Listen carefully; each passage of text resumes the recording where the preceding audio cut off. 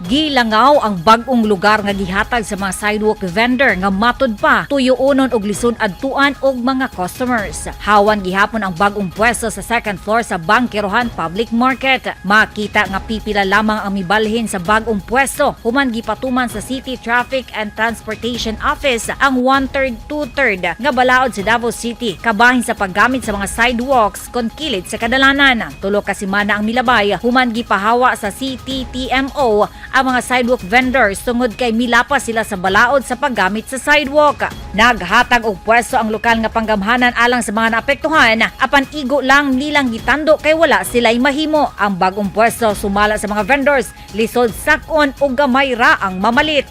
Makumpara siya tungod kay naay kaluagan sa atong pangdalan diri sa sulod sa Bankerohan.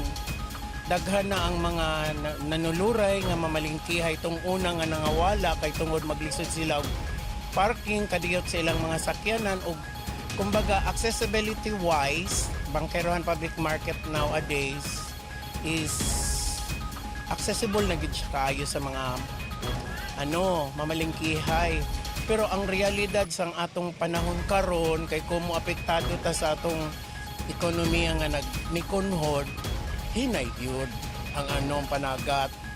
Kumbaga ang panagat in business, hinay ang anong karon.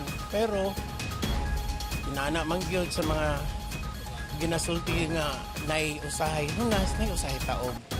Daghan ang nagyawyaw nga mga vendors apan nahadlok nga balikan sila hinungdan nga dili magpa-interview sa dihang among gipangutana. Apan nagpadayag sila sa ilang pait nga sitwasyon kay matod pa nila naglisod sila og bayad sa ilang mga utang nga ilang gigamit nga kapital sa ilang negosyo. Mas mupait pa kuno ang ilang kahimtang kay hapit na magsugod ang school year 2024-2025. Nagpabilin sab ang 24/7 nga seguridad sa maong merkado publiko aron mapatuman jud ang ilang gihamtang nga balaod ug dili na mamalik pa ang mga iligal nga gapamaligya sa kilid-kilid. Gusto man mubalik ang mga sidewalk vendor sa ilang pwesto apan nasayod sila nga mapakyas lang gihapon ug posibleng musamot sila og kalugi tungod kay 24/7 nga nagbantay ang demolition team ug CTTMO sa maong lugar. Rhea Montecalvo, Newsline Philippines, stay safe.